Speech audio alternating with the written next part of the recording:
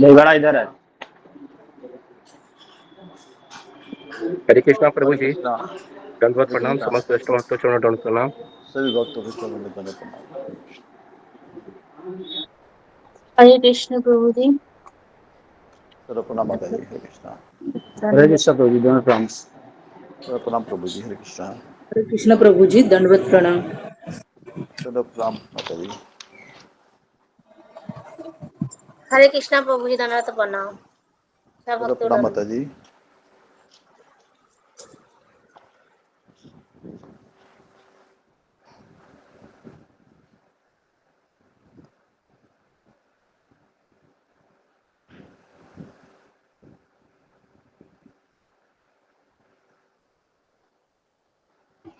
हरे कृष्णा। सही भक्तों के चरण में मेरा दंडवत प्रणाम। हरे कृष्णा सर्व प्रभु प्रणाम जी, माता जी। दंडवत हरे प्रणाम। कृष्णा। हरे कृष्णा।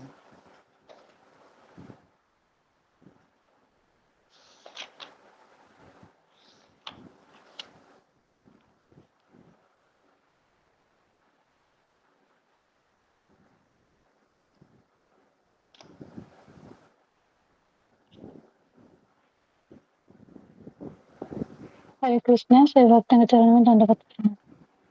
सर्व प्रणाम माता जी। हरे कृष्णा। हरे कृष्णा। हरे कृष्णा।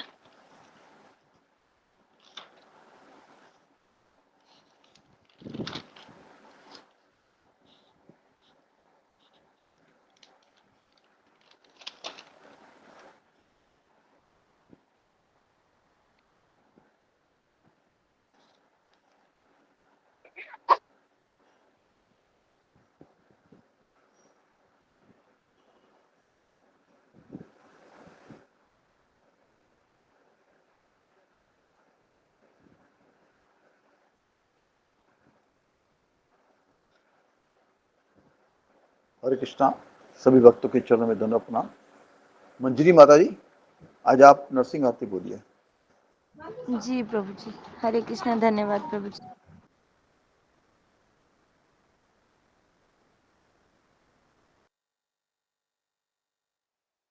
हरे कृष्णा। जय नरसिंह श्री नरसिंह, जय जय जय नरसिंह। उग्र वीर महाविष्णु, जयन्त सर्वतोमुखम्। भीषणं भद्रं वृत्तामृत्यं नमाम्यहम्।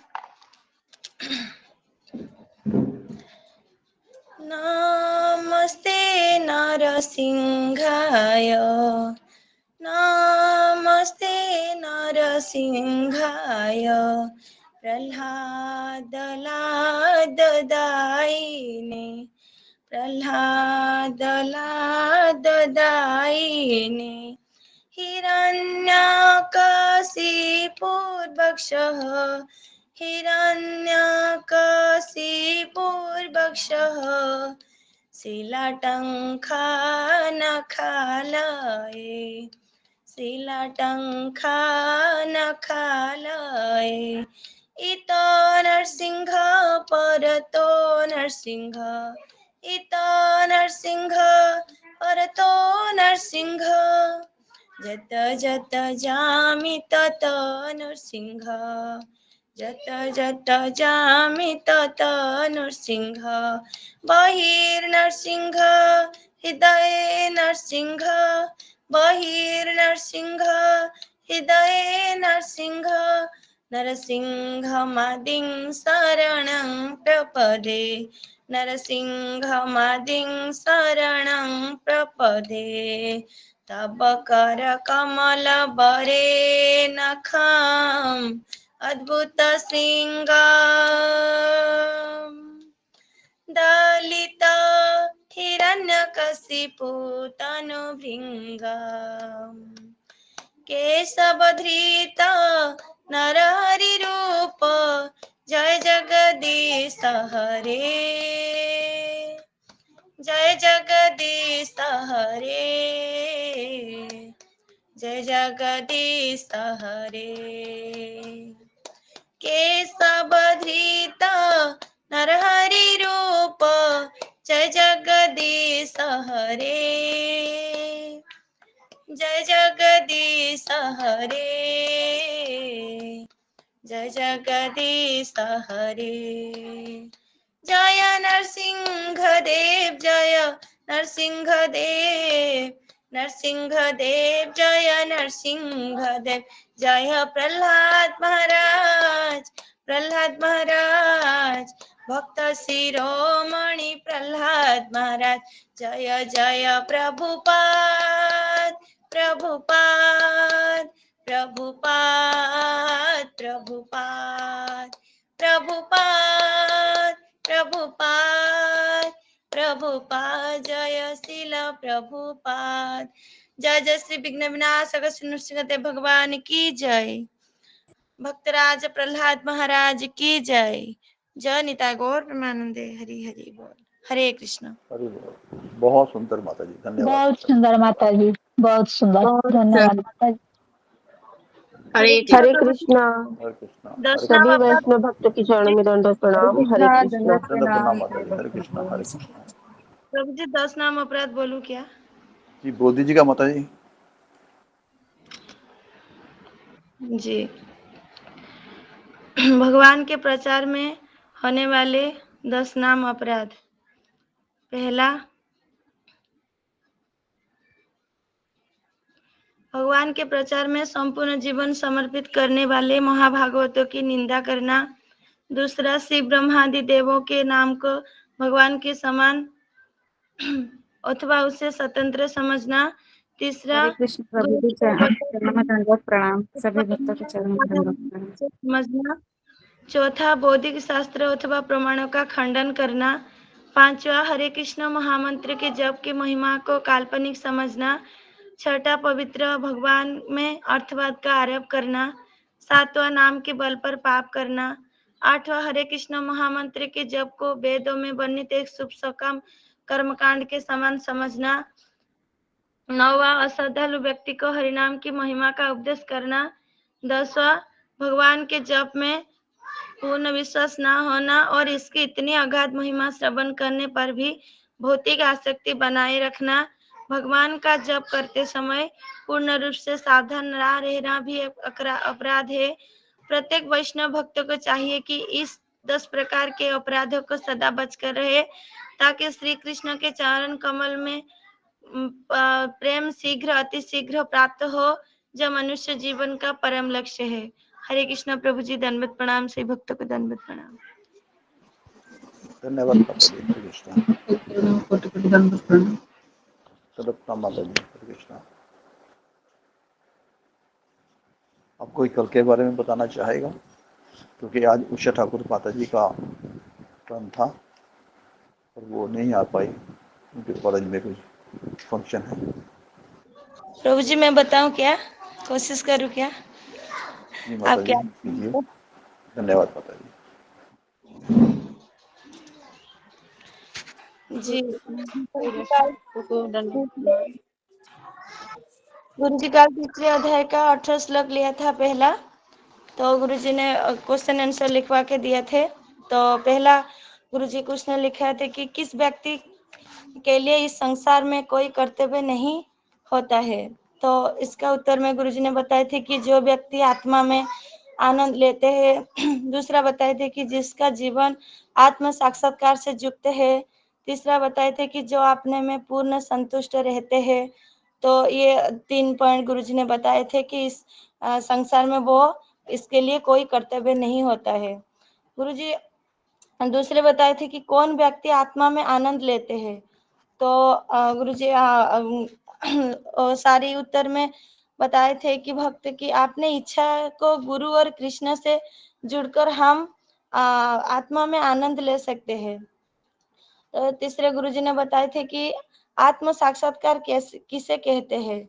तो इसमें बताए थे कि गुरुजी को जो व्यक्ति ये जान लेते हैं कि मैं शरीर नहीं आत्मा हूँ और ये भाव से वो 24 घंटा रहते हैं और मैं भगवान का सनातन सेवक हूँ, ये भाव से वो 24 घंटा उसी चेतना में रहते हैं, उसको आत्म साक्षात्कारी व्यक्ति कहते हैं। तो फोर्थ में गुरुजी ने बताए थे कि इस संसार में कौन व्यक्ति पूर्णतः या संतुष्ट रहते हैं। तो गुरुजी ने बताए थे कि आपने मन की इच्छा को अस्वीकार करके आपने गुरु और कृष्ण की इच्छा को स्वीकार कर कर चलते हैं, वह व्यक्ति पूर्णतया संतुष्ट रहते हैं। आपने पसंद और नापसंद को ध्यान ना देके गुरु और कृष्ण की पसंद और नापसंद का ध्यान देते हैं और कार्य करते हैं, वह व्यक्ति पूर्णतया संतुष्ट रहते हैं। तो गुरुजी ने 5वां क्वेश्चन में लिख के बताए थे कि अगर मैं हार गया तो मुझे क्या करना चाहिए। तो गुरुजी ने इसके आगे भी बहुत कुछ बताए थे, लेकिन मेरा छूट गया था, मैं लिख नहीं पाया था। तो मैंने ये आंसर लिखा था कि हमको निराश नहीं होना चाहिए, हमको हमेशा आशावादी होना चाहिए और अगले दिन मुझे अपनी माला को बढ़ाना चाहिए। तो और गुरुजी ने बताए थे कि फोर्थ पॉइंट में माला नहीं होता है तो रात को हमें कोई खाना नहीं चाहिए, अपने को सजा देना चाहिए और मन को पनिशमेंट देना है हमको।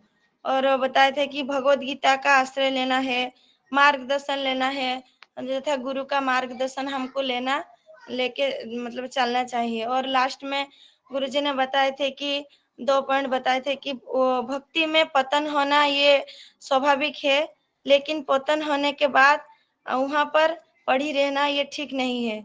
तो हमको चलना है, हमको वहां पर पड़ी रहना नहीं चाहिए। हरे कृष्ण प्रभु जी, मैं इतना ही लिखा था, मेरा कोई भूल हो गई तो मुझे माफ कीजिए। हरे कृष्ण। धन्यवाद माता जी, बहुत सुंदर लिखा आपने। उसके बाद जो छठा प्रश्न था, अगर मैं भक्ति में निराश होता हूँ तो मेरी क्या गति होगी।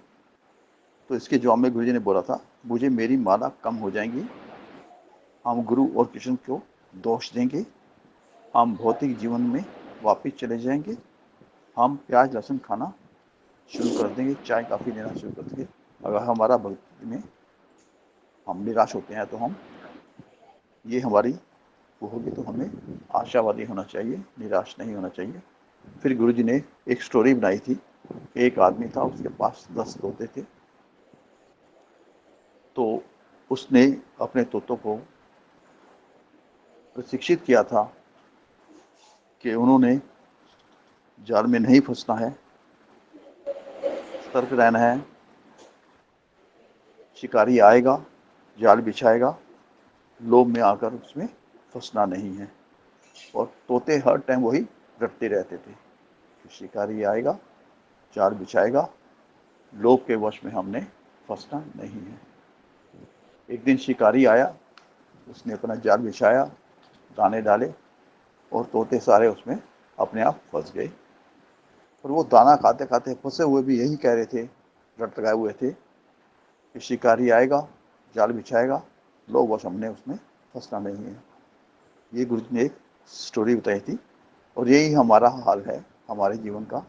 हम भी कभी ना कभी तो फंस ही जाते हैं, चाहे जितनी मर्जी सतर्कता करें। भौतिक जीवन में फंसे तो हुए हैं, फिर भी उन चीज़ों में चले जाते हैं जिसे हम अवॉइड करने की कोशिश करते हैं। धन्यवाद। हरे कृष्णा। धन्यवाद। प्रणाम। कोई गलती होगी तो क्षमा चाहूँगा। धन्यवाद। बहुत सुंदर प्रभु जी। धन्यवाद माता जी। गुरु चरणों में और सभी भक्तों के चरणों में धन्यवाद प्रणाम। जी, हरे कृष्णा कृष्ण कृष्ण कृष्ण हरे हरे कृष्णा। गुरु जी कृष्ण दंडवत प्रणाम। गुरु जी दंडवत प्रणाम। हरे कृष्ण गुरु जी दंडवत प्रणाम। हरे कृष्णा प्रभु जी दंडवत। हरे कृष्ण गुरु जी दंडवत प्रणाम, सबको दंडवत। हरे कृष्ण गुरु जी दंडवत प्रणाम। सब भक्तों को प्रणाम। हरे कृष्णा गुरु जी दंडवत प्रणाम। हरे कृष्णा। ओम अज्ञानतिमिरान्धस्य ज्ञानाञ्जनशलाकया चक्षुरुन्मिलितं येन तस्मै श्रीगुरुदेवाय कृष्णप्रेष्ठाय श्रीमते भक्तिवेदान्त स्वामिनिति नामिने नमस्ते सरस्वतीदेवी गौरवाणी प्रचारिणे निर्विशेष धन्यवाद पाश्चात्य प्रचारिणे हे कृष्ण करुणा सिंधु दीनबंधु जगत गोपेश गोपिका कांत राधा कांता नमोस्तुते तप्त कांचन गौरांगी राधे वृंदावनेश्वरी वृषभानुसुते देवी प्रणमामि हरिप्रिय वाञ्छाकल्पतरुभ्यश्च कृपा सिन्धुभ्येव च पतितानां पावनेभ्यो वैष्णवेभ्यो नमो नमः। जय श्री कृष्ण चैतन्य प्रभु नित्यानंद श्री अद्वैत गदाधर श्रीवासादि गौर भक्तवृंद। हरे कृष्ण कृष्ण कृष्ण हरे हरे, हरे राम राम राम हरे हरे। जी हरे कृष्णा। सबका स्वागत है सत्र में। जी तो कौन सा श्लोक हमारा शुरू था? गुरु जी 19 नंबर श्लोक लेना है हमने। 3.19। जी ओके। हाँ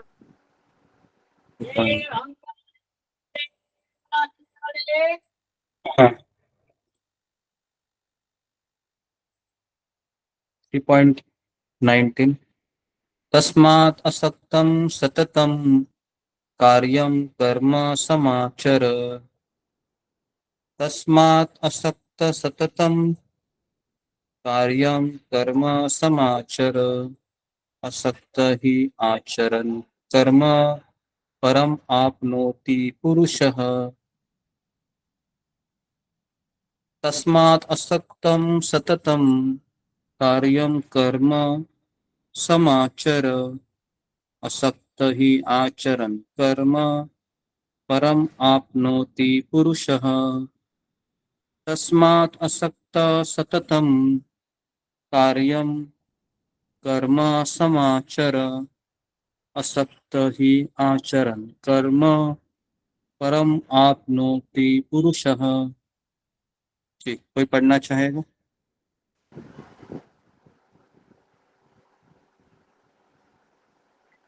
जी गुरु जी धन्यवाद। तस्मात् असक्त सततं कार्यं कर्म समाचर। आसक्त ही आचरण कर्म परम आपनोति पुरुषः। संपा चक्रवर्ती माता जी हरे कृष्णा। हरे कृष्ण गुरु जी। तस्मात् असक्तो सततं कार्यं कर्म समाचरो असक्तो हि आचरणः कर्म परम आपनोति पुरुषः। हरे कृष्ण। धन्यवाद माता जी। रंजना माता जी हरे कृष्णा। हरे कृष्णा प्रभु जी, आपके चरण में दंडवत प्रणाम, सबको दंडवत प्रणाम। तस्मात् असक्त सततं कार्यं कर्म समाचर, असक्त हि आचरण कर्म परम आपनोति पुरुष। हरे कृष्ण। धन्यवाद माता जी। सुधा गुप्ता माता जी।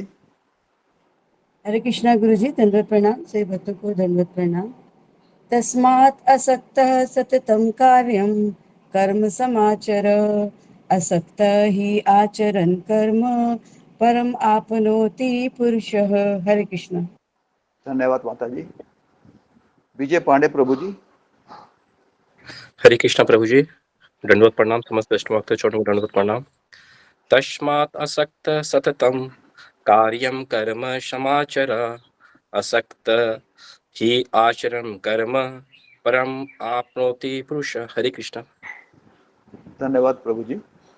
गायत्री माता जी, हरे कृष्णा। गायत्री प्रधान। हरे कृष्ण। सभी भक्तों का चरण में कोटि प्रणाम।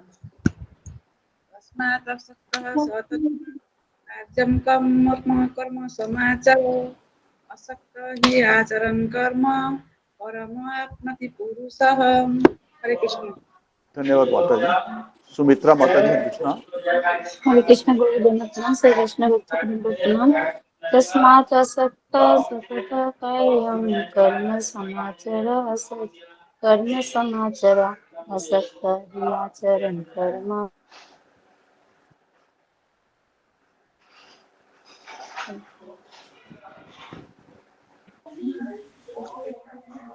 जी माता जी बोलिए। हरे कृष्ण, आवाज नहीं जा रहा। हरे कृष्ण। आप अब म्यूट हो गई थी माता जी, दोबारा बोलिए। हरे कृष्ण गुरु दंडवत प्रणाम, श्री कृष्ण दंडवत प्रणाम। तस्मात् असक्त सततं कार्यं तस्मात् असक्त सततं कार्यं कर्म समाचर, असक्त हि आचरण कर्म परम आपनोति पुरुष। हरे कृष्ण। धन्यवाद माता जी। अनुराधा गोयल माता जी।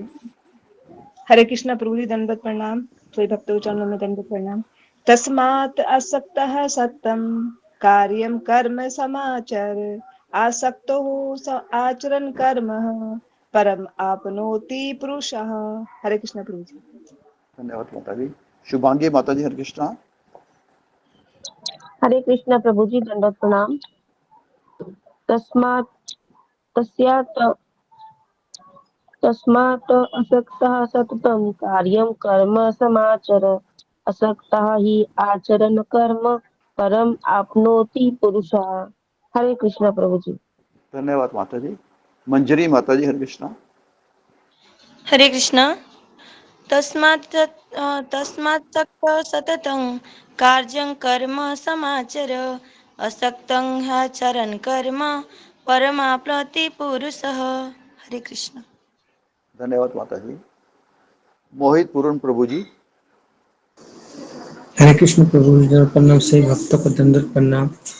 तस्मात् आसक्तस्ततं कार्यं कर्म समाचरा, आसक्ता हि आचरण कर्म परम आपनोति पुरुष। हरे कृष्ण प्रभु जी, दंडवत प्रणाम।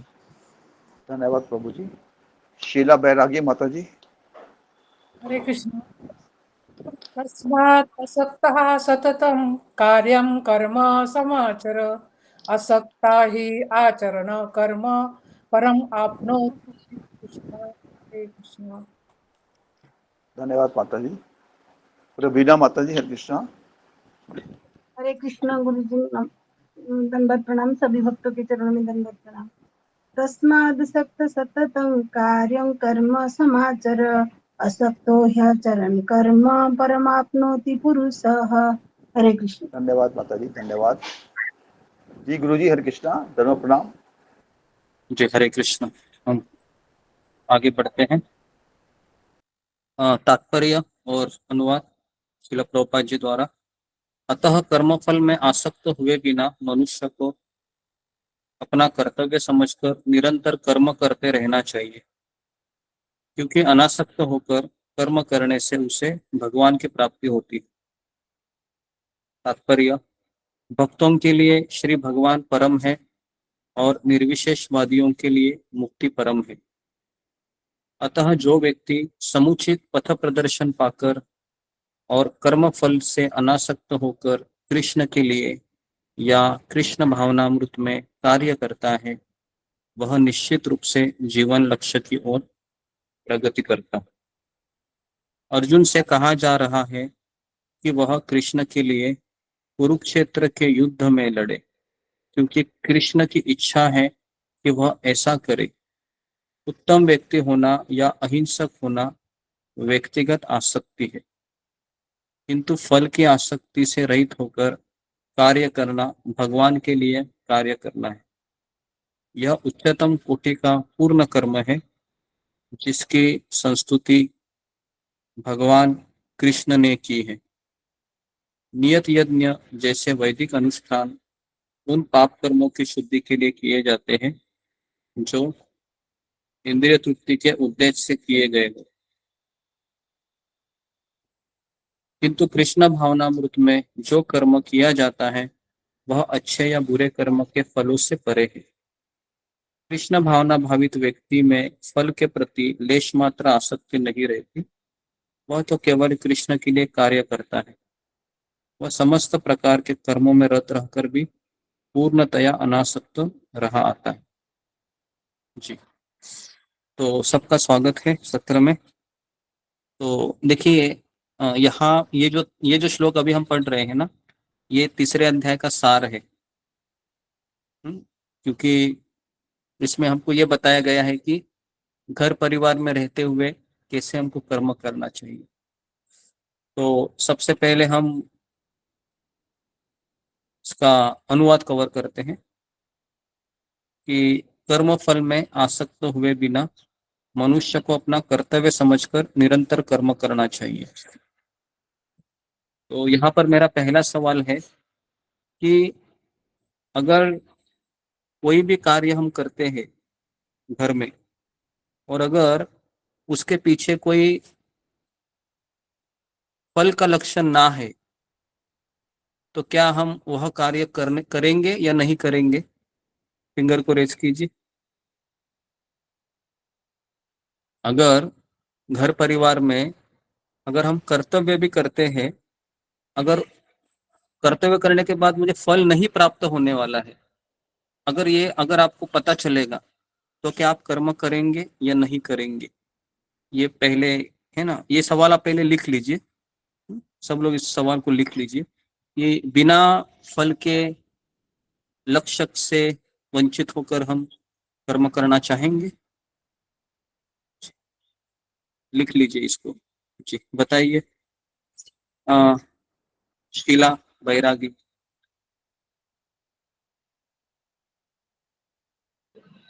गुरुजी एक बार प्रश्न बताइए ना, बिना फल के। जी, सवाल लिखिए कि बिना फल से कोई भी कर्म, कोई भी कार्य क्या हम करना चाहेंगे कर्तव्य के रूप में भी? बिना फल के कोई भी पारिवारिक कार्य या कर्तव्य क्या हम करना चाहेंगे? अगर करना चाहेंगे तो क्यों करेंगे आप? अगर नहीं करना चाहेंगे क्यों नहीं करेंगे? तो ये जी बताइए। इसका नाम लिया था मैं, शीला बैरागी।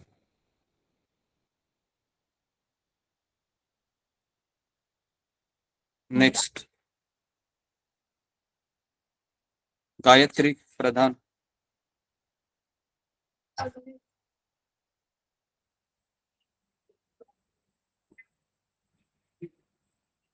आवाज मेरा आ रहा है क्या? हाँ जी गुरुजी, आ रहा है गुरुजी। जी आ रहा है गुरुजी। जी, तो इनका आवाज क्यों बंद हो गया फिर? ओके, नेक्स्ट, जी अभय यादव। जी हरे कृष्ण प्रभु जी, प्रणाम। जी प्रभु जी, जैसा आपने प्रश्न पूछा कि बिना फल के लक्षित होकर हम कार्य करना चाहेंगे कि नहीं चाहेंगे, कि मतलब जैसे प्रभु जी, जैसे अगर हम गृहस्थ में रह रहे हैं या गृहस्थ का काम कर रहे हैं, तो अगर हम कोई भी कार्य करेंगे, अगर हमें उसमें अगर फल की प्राप्ति अगर नहीं होती है तो हम कार्य नहीं करना चाहेंगे। मगर एक तरह से देखा जाए, जैसे माता का भी प्रभु जी उदाहरण दिया जाता है कि माता जो होती है कि वो अपने बच्चे के लिए कुछ भी सेवा करती है तो उसके पीछे उसका किसी भी प्रकार प्रकार का फल का आशा नहीं रहता है। तो इस तरह से अगर हमारे परिवार के सगे संबंधी रहेंगे तो हमारा अगर उनसे स्नेह प्रेम रहेगा तो हम कोई भी कार्य करेंगे तो भले ही हमें उसका फल प्राप्त हो चाहे ना हो, तो फिर भी हम कर्म करेंगे। मगर अगर हमें फल की आशा रहेगी तो जाहिर सी बात है हम कर्म नहीं करेंगे। हरे कृष्ण। बोल साहब। ओके जी। और हम पूछेंगे शुभांगी पाठक। धन्यवाद।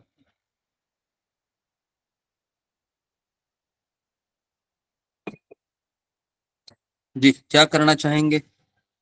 नेक्स्ट जागृति चाक। हरे कृष्णा दंडवत प्रणाम गुरु जी, सभी भक्तों को दंडवत प्रणाम।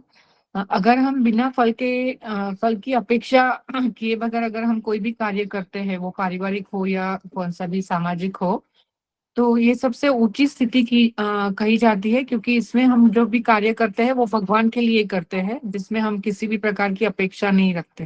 हरे कृष्ण। ओके नेक्स्ट रेखा पायल। हरे कृष्णा गुरु जी, दंडवत प्रणाम। सभी भक्तों को दंडवत प्रणाम। गुरु जी, वैसे हम जो जीव हैं, हम तो मतलब कुछ भी कार्य करते हैं उसके पीछे हमें ये स्वार्थ दिखता है कि हमें ये मिलना चाहिए, और उसके मतलब तभी हम कार्य करते हैं। लेकिन जो अच्छे उच्च स्थिति वाली परिस्थिति होती है उसमें ये है कि हमें ये रिस्पॉन्सिबिलिटी मिली है, दायित्व मिला है कि हमें अपने उत्तरदायित्व को निभाना, अपने कर्तव्यों को पूरा करना है, चाहे किसी के प्रति, घर परिवार में भी किसी के प्रति हो, वो हमें पूरा करना है। बस सिर्फ हमें उन कार्यों में लिप्त नहीं होना है कि हम मतलब मन से तो भगवान के बारे में सोचें, और कार्य हम अपना पूरा जो दायित्व है, जो हम भगवान का अंश समझकर हम उसको पूरा करें। हरे कृष्ण गुरु जी, दंडवत प्रणाम। ओके जी, देखिए ये मैंने सरल सवाल पूछा है, तो आप थोड़ा सा इसका उत्तर जी कहा जाता है और वो भगवान के इसका लिए। उत्तर ये होना चाहिए कि देखिए सबसे पहले हम अगर परिवार में भी है तो भी कितने लोगों का ये मानना है कि परिवार में भी जब तक मेरी अपेक्षा पूरी नहीं होती है तब तक मैं उस व्यक्ति को मना ही करता रहता हूँ, वो कोई भी डिमांड करे। ये परिवार में देखा गया है। अभी मैं आपको डायरेक्ट क्वेश्चन पूछ रहा हूँ, अगर आप ही के परिवार का व्यक्ति, चाहे वो पति हो, पत्नी हो, बच्चा हो, सास हो, ससुर हो, अगर वो आपसे कुछ, भले वो कर्तव्य के रूप में है, लेकिन जब आप देखते हैं कि इनकी सेवा करने से या इनका कर्तव्य करने से भी मुझे दुखी मिला है अभी तक, तो और इनसे मुझे कुछ मिल भी नहीं रहा है, तो मैं क्यों इनकी बात सुनूं? क्या ऐसा परिवार में होता है? कितने लोग इसको अग्री करते हैं?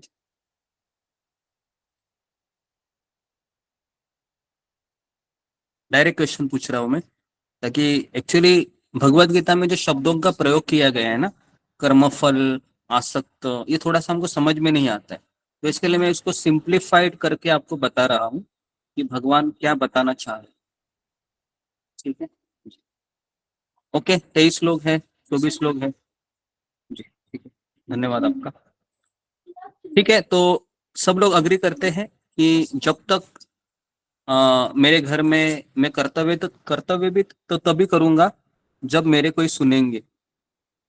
बराबर है? सब लोग इसमें फिक्स्ड है ना? कुछ तो मुझे मिलना चाहिए ना। जैसे अभी एक प्रैक्टिकल में आपको उदाहरण दे रहा हूँ।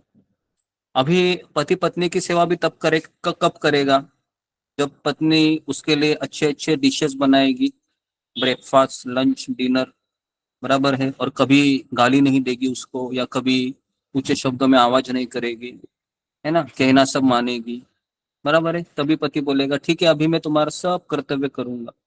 ठीक है, पत्नी भी कब बोलेगी पति को कि तुम्हारे लिए सब कुछ कब करोगे? जब तुम मेरी जरूरतें पूरे करोगी। बराबर है? कितने लोग इसको अग्री करते हैं? फिंगर को रेज कीजिए, तो जो चीजें मैंने कही। ठीक है, कर्तव्य की बात यहाँ पर आई है, इसलिए मैं बता रहा हूँ। कर्तव्य कर्तव्य कर्तव्य, ओके जी, ठीक है। अभी यहाँ पर भगवान ये कहना चाह रहे हैं कि हमें आसक्त हुए बिना कर्तव्य करना चाहिए, लेकिन सवाल ये आता है कि मैं उनसे आसक्त हूँ इसके लिए कर्तव्य कर रहा हूँ। मैं उनसे आसक्त हूँ इसके लिए कर्तव्य कर रहा हूँ। अगर मैं इनसे आसक्त नहीं हूँ तो फिर मैं कर्तव्य ही क्यों करूं? तो अभी मेरा ये सवाल है कि बिना आसक्त हुए कर्तव्य करने के लिए मुझे प्रेरणा कहाँ से मिलेगी? जी, फिंगर को रेस कीजिए। ये अगला प्रश्न लिखिए। पहले आप सवाल लिखिए, दूसरा सवाल लिखिए कि अ, कि बिना आसक्त हुए कर्तव्य करने के लिए मुझे प्रेरणा कहाँ से मिलेगी? मुझे प्रेरणा या मोटिवेशन कहाँ से मिलेगा? कहाँ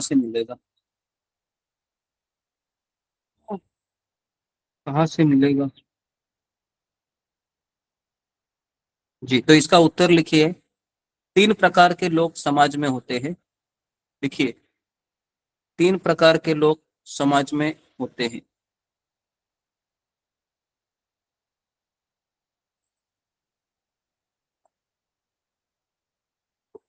तीन प्रकार के लोग समाज में होते हैं। नंबर 1 कर्मी, कर्मी। नंबर 2 ज्ञानी। नंबर 3 भक्त। नंबर 1 कर्मी, सकाम कर्मी। नंबर 2 नंबर 2 ज्ञानी। नंबर 3 भक्त। ठीक है। तो अभी कर्मी का प्रेरणा, कर्मों को प्रेरणा कहाँ से मिलेगा? जो कर्मी है उसको प्रेरणा कहाँ से मिलेगा? कब वो अपना कर्तव्य करेगा? जब उसको क्या मिलेगा? फल की फल प्राप्ति मिलेगा। होगी। फल फल फल मिलेगा, है ना? ठीक है ना? अभी राजेश चौधरी जी जॉब क्यों कर रहे हैं? क्यों कर रहे हैं? महीने में सैलरी मिलेगी ना, इसलिए कर रहे हैं ना। नहीं तो करते थे आप कंपनी में काम? नहीं करते थे ना। ठीक है। तो सब लोग सकाम कर्मी, कर्मी क्यों काम कर रहा है? क्योंकि उसको क्या चाहिए? फल चाहिए ना। बराबर है। अभी ज्ञानी क्यों कर्म करेगा? अपना कर्तव्य, उसको मोटिवेशन कहाँ से मिलेगा? जी, फिंगर को रेज कीजिए। जो ज्ञानी है, जिसने सब छोड़ दिया है, जॉब करना, वो करना, है ना, तो अभी वो क्यों कर्तव्य करेगा अपना? फिर उसको कहाँ से प्रेरणा मिलेगी? क्या उसको मिलेगा? कुछ तो उसका प्रेरणा है ना। जी, रूबी कुमारी। हरे कृष्णा गुरु जी, दंडवत प्रणाम। गुरु जी, उसको मोटिवेशन मिलेगा मुक्ति से, जैसे वो जन्म मृत्यु जरा व्याधि से हाँ उसको इसका परेशानी नहीं होगी, इसके लिए वो मोटिवेट होगा। हाँ जी, वेरी गुड। ये इसका उत्तर है कि जो ज्ञानी होता है वो इसलिए कर्तव्य करेगा क्योंकि उसको मुक्ति चाहिए। उसको पता है मैं कर्तव्य करूंगा बिना फल से तो मुझे मुक्ति मिलेगी। मुक्ति मतलब, मुक्ति मतलब मुझे आ, ब्रह्म ज्योति तक मैं चला जाऊंगा, जहां पर जन्म नहीं है, मृत्यु नहीं है, बुढ़ापा नहीं है, बीमारी नहीं है। वो उसका मोटिवेशन है। इसके लिए आप देखे होंगे हिमालय की गुफा में जाकर क्यों ये ज्ञानी लोग बैठ जाते हैं, क्यों अपने इस शरीर को तपाते हैं? क्या उनको मजा आता है? मजा नहीं आता है। उनको पता होता है कि अगर मैं करूंगा तो मुझे मुक्ति मिलेगी, मुझे इस संसार से अपने इच्छित जगह पर चला जाऊंगा। ठीक है। अभी तीसरा सवाल है मेरा कि भक्त के लिए कब भक्त कर्तव्य रूप में करेगा अपनी सारी जिम्मेदारियां, भले उसको फल ना मिले? जी, क्या उसके लिए मोटिवेशन है भक्त का? फिंगर को रेज कीजिए। भक्त का मोटिवेशन क्या है भक्ति करने के लिए? Very very important question. जी, बताइए। जी, विजय पांडे। हरे कृष्णा गुरु जी, दंडवत प्रणाम। गुरु जी, भक्त का प्रेरणा गुरु के निर्देशन में कार्य कर रहा है गुरु जी। हरे कृष्णा। हाँ, तो उसका मोटिवेशन क्या है? कैसे उसको प्रेरणा मिलेगी? अपने सारे पारिवारिक कर्तव्य वो करते रहे बिना बिना अपेक्षा के। जी, ओके। अगला बताइए, रेखा काळे।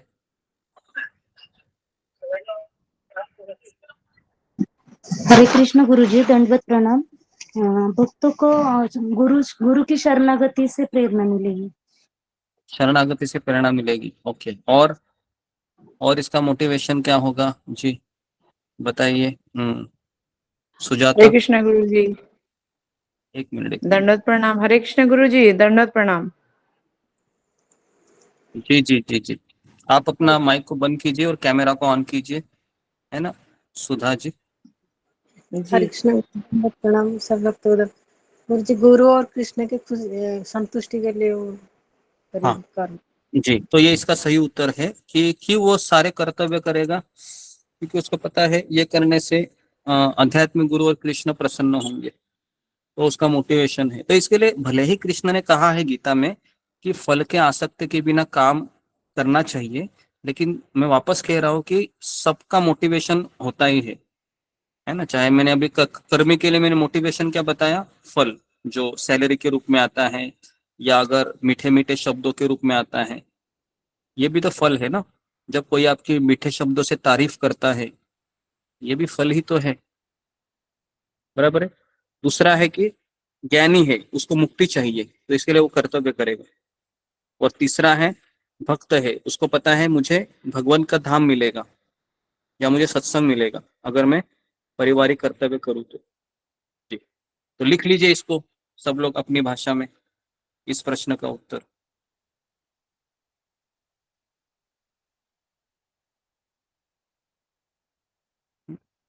जी गुरुजी पहला क्वेश्चन का आंसर नहीं बताएं गुरुजी। हरे कृष्णा। हाँ, पहला का मैं बताता हूँ, पहले दूसरे का ही क्लियर करते हैं।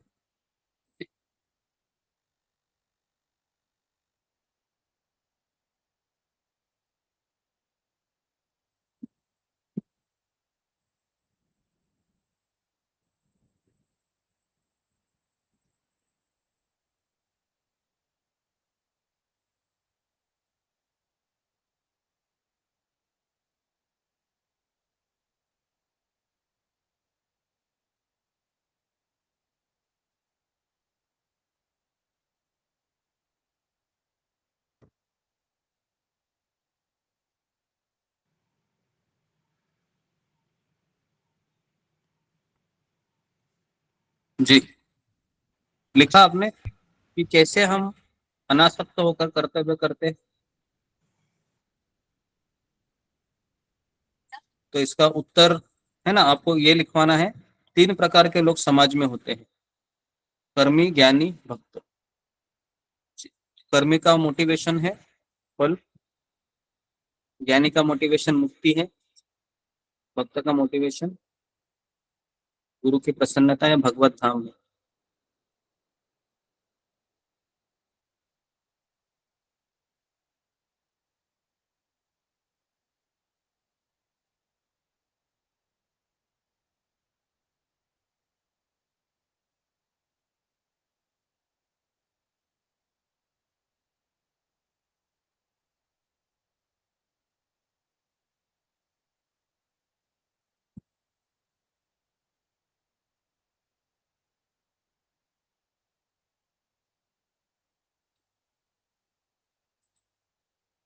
जी, क्या लिखा है पढ़िए। अशोक चावला प्रभु। जी गुरु जी, 3 प्रकार के लोग समाज में होते हैं, कर्मी यानी कि काम कर्मी, ज्ञानी और भक्त। काम कर्मी तभी कर्म करेगा जब उसे फल मिलेगा। निष्काम नहीं, सकाम सकाम सकाम। सकाम सकाम गुरु जी, हाँ तभी कब कर्म करेगा जब उसे फल मिलेगा, जैसे उसे सैलरी मिलती है। और ज्ञानी को मुक्ति की अभिलाषा होती है कि वो जन्म मृत्यु के चक्र से छूट जाएगा और कर्म योगी वो ब्रह्म ज्योति तक चला जाएगा, इसलिए कर्म योगी कर्म करते हैं। तीसरा है भक्त, कब तक कर्तव्य के रूप में कर्म करेगा, चाहे फल मिले या ना मिले, उसका मोटिवेशन क्या है, गुरु और कृष्ण की प्रसन्नता के लिए। जब गुरु और कृष्ण प्रसन्न होते हैं तो वह भी प्रसन्न होता है। जी गुरु जी। ओके जी, सबने ऐसा ही लिखा है। कितने लोगों ने लिखा है, फिंगर को रेज कीजिए इस प्रश्न का उत्तर। जी ओके, वेरी गुड। 28, 29, 30। जी वेरी गुड। तो पहला सवाल जो मैंने पूछा था अभी, सब उसका उत्तर लिखिए। कि इसका भी मैंने उत्तर बताया था कि हम सभी लोग परिवार में कर्तव्य के बिना फल के कर्तव्य हम तभी करेंगे जब हम हमारी अपेक्षाएं पूरी होंगी। हमारी अपेक्षाएं पूरी होगी, अपेक्षाएं। तो इसके लिए हम बिना अपेक्षा के कोई भी कर्म नहीं करते। इवन माँ भी, किसी ने मुझे उदाहरण दिया था, अभय यादव ने दिया था, कि माँ भी बच्चे का शुरुआत में होता है कि वो बच्चे की निस्वार्थ सेवा करती है। कब तक करती है? जब तक कि उसकी शादी ना हो जाए। जैसे ही बच्चे की शादी हो गई, फिर आपको तो पता है सास और बहू का, है ना, तुतु में, है ना, आपने सुना होगा। तो सास बोलती है बेटा मेरा है, बहू बोलती है बेटा मेरा है। तो इस तरीके से फिर वहां पर भी फिर, है ना, अपेक्षाओं का जन्म होता है। तो इसलिए अगर आप देखोगे तो इस संसार में ऐसा कोई रिश्ता नहीं है कि जहां पर निस्वार्थ की, क्या बोल सकते हैं, निस्वार्थ, निस्वार्थ देखा जाएगा, है ना। सभी जगह पर कुछ ना कुछ भरा हुआ है ना। सबसे बड़ा स्वार्थ कौन से रिश्ते में देखा गया है? फिंगर को रेज कीजिए। कौन से रिश्ते में सबसे बड़ा स्वार्थ देखा गया है, जिससे बहुत सारी चीजों का, जी पति पत्नी, बोलिए। हाँ पति पत्नी। हाँ, पति पत्नी में कितने लोग अग्री करते हैं इसको? फिंगर को रेज कीजिए कि हस्बैंड वाइफ में मैक्सिमम स्वार्थ होता है। जी गुरुजी, बिल्कुल स्वार्थ होता है। ओके, जी बहुत लोग अग्री करते हैं इसमें। जी धन्यवाद, क्योंकि ये यूनिवर्सल ट्रूथ है। ठीक है, तो आप सभी लोग समझ रहे हैं, है ना। तो जो निस्वार्थ रिश्ता है इस संसार में, तो आप लिखिए, जो माँ और पुत्र का होता है वो भी थोड़े समय के लिए होता है। आप सोच लीजिए कि 10 साल 15 साल तक, और फिर माँ भी थोड़ा सा अपेक्षाएं लेकर ही बच्चे को बड़ा करती है। ठीक है जी। तो अभी अगला सवाल लिखिए कि अनासक्त होकर कर्म करने से भगवान की प्राप्ति होती है।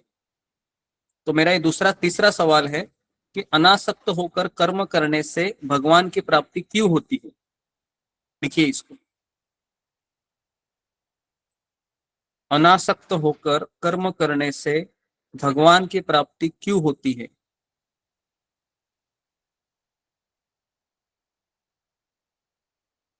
जी, अनासक्त होकर कर्म करने से भगवान की प्राप्ति क्यों होती है?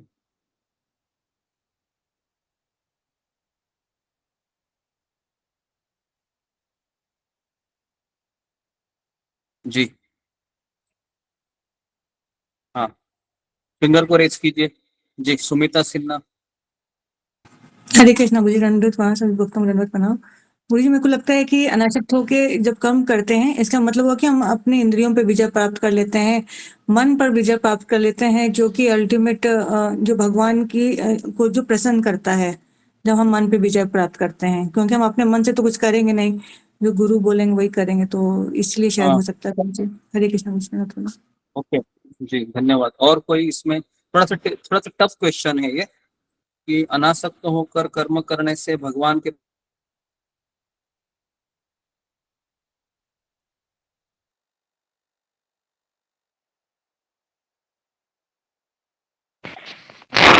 आवाज नहीं आ-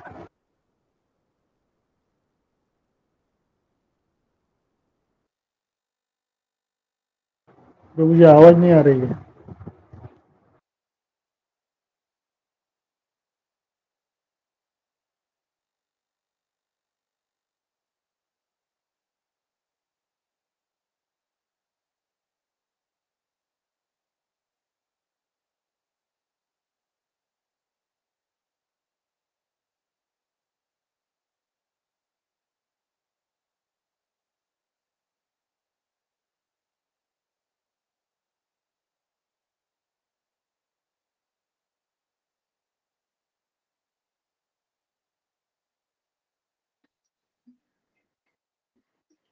हरे कृष्णा गुरुजी।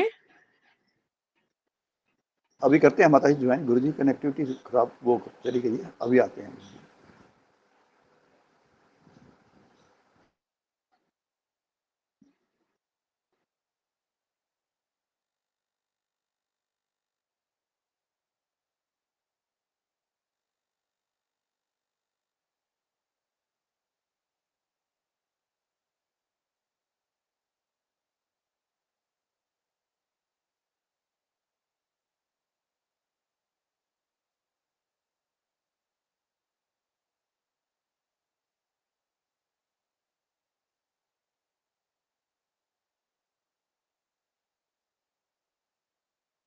ओके, हरे कृष्णा जी। अभी आवाज आ रहा है मेरा, अशोक चावला प्रभु? जी गुरु जी, आ रहा है गुरु जी। हाँ प्रभु जी आ ओके, रहे हैं। तो हाँ, तो ये मेरा सवाल था, तो सब लोग इसका उत्तर लिखिए कि अनासक्त होकर कर्म करने से भगवान की प्राप्ति क्यों होती है। जी, तो लिखिए, पहला पॉइंट लिखिए कि अनासक्त होकर कर्म करने से भगवान की प्राप्ति इसलिए होती है, नंबर 1, क्योंकि क्योंकि आसक्त व्यक्ति ही जन्म मृत्यु के चक्र में अ, निरंतर निरंतर निरंतर बंधा रहता है। आसक्त व्यक्ति ही जन्म मृत्यु के चक्र में निरंतर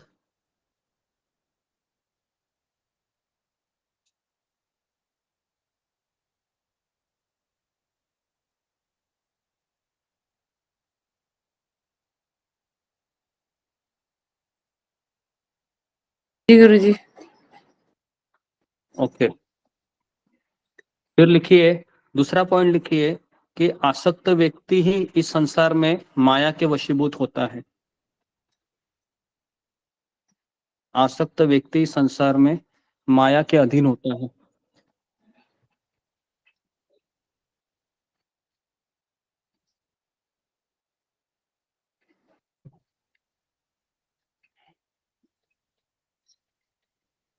आसक्त व्यक्ति संसार में माया के अधीन होता है। तीसरा पॉइंट लिखिए कि आ, अनासक्त होने के फायदे उसको पता होते हैं। अनासक्त होने के फायदे और नुकसान की जानकारी उसको होती है।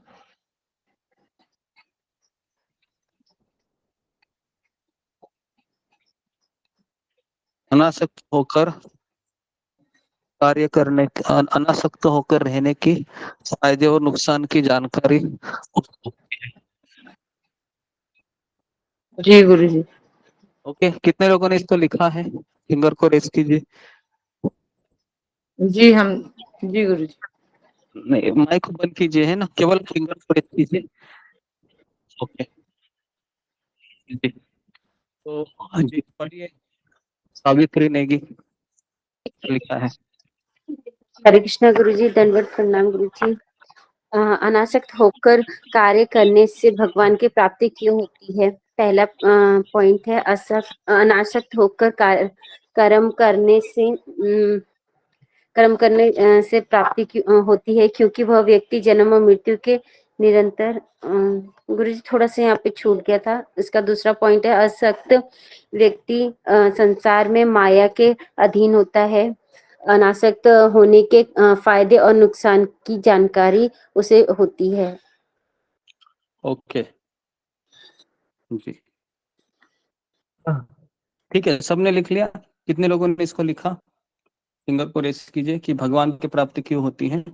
ओके, सबने लिखा जी, वेरी गुड। तो ये बहुत इंपॉर्टेंट सवाल था, क्योंकि बार बार भगवत गीता हमें अनासक्त अनासक्त कहती रहती है। तो क्यों भाई? क्योंकि हमें तो इस संसार से बहुत अपेक्षाएं हैं, और आप कह रहे, कृष्ण कह रहे कि आप अनासक्त होकर कर्म करो, मेरे लिए तो बहुत कठिन है ना? क्या आप परिवार में भी रहना चाहेंगे अगर अनासक्त होकर मुझे कर्तव्य करना है? बताइए जी, कितने लोग रहना चाहेंगे कि अनासक्त होकर आपको कर्म करना है? मतलब अनासक्त का अर्थ है कि चाहे आपको गाली पड़े, मीठे शब्दों का आपके ऊपर वर्षा हो, लेकिन आपको कोई फर्क नहीं पड़ेगा। कैसे हो सकता है? जी जी गुरु जी, हो सकता है। कभी हो सकता है ऐसे? बताइए जी निग्धा। एक मिनट, एक मिनट, सुधा जी, आपका आज पहला क्लास है, इसके लिए माइक को आप बंद ही रखिए जब तक कि आपका नाम ना लूं मैं, है ना? आप मत जी गुरु बोलिए। जी। जी ओके जी, हाँ, स्निग्धा पटनायक बोलो। जी गुरु जी, दंडवत प्रणाम। हम्म, रहेंगे गुरु जी। कहेंगे? आपका पति अगर आपको कुछ 2-4 शब्द सुनाएगा, तो आपको बुरा नहीं लगेगा? लगेगा तो फिर भी लगेगा बुरा या नहीं लगना चाहिए या लगना चाहिए? लगेगा तो फिर भी हम रहेंगे।